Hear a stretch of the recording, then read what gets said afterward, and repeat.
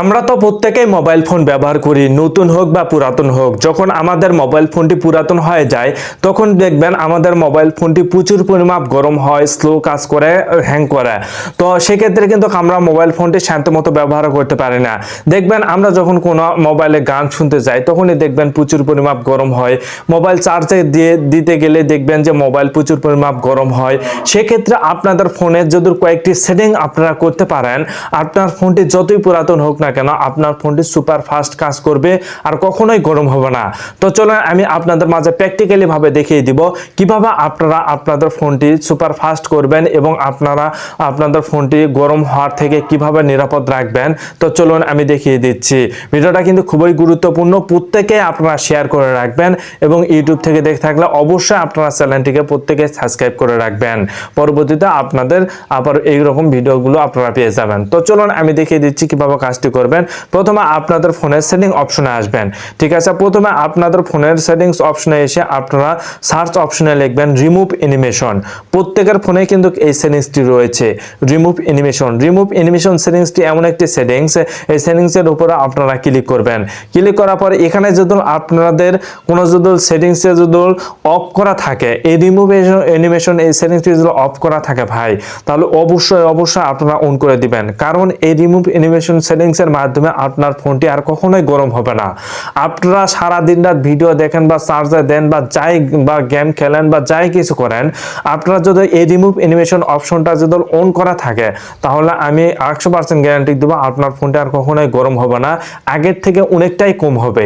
তো চলুন আমি তো তার পরবর্তীতে যে সেটিংসগুলো করতে হবে আমি দেখিয়ে দিচ্ছি। এই সেটিংসটা আপনারা অবশ্যই করবেন। এখান থেকে আপনারা একদম ব্যাক দিবেন। ব্যাক দেওয়ার পর আপনারা স্ক্রল ডাউন করে একদম নিচে আসবেন। স্ক্রল ডাউন করে নিচে আসার পর দেখুন লোকেশন নামে একটি অপশন রয়েছে, অপশনের উপর ক্লিক করবেন। ক্লিক করার পর লোকেশন সার্ভিস নামে একটি অপশন রয়েছে, এই অপশনের উপর আপনারা ক্লিক করবেন।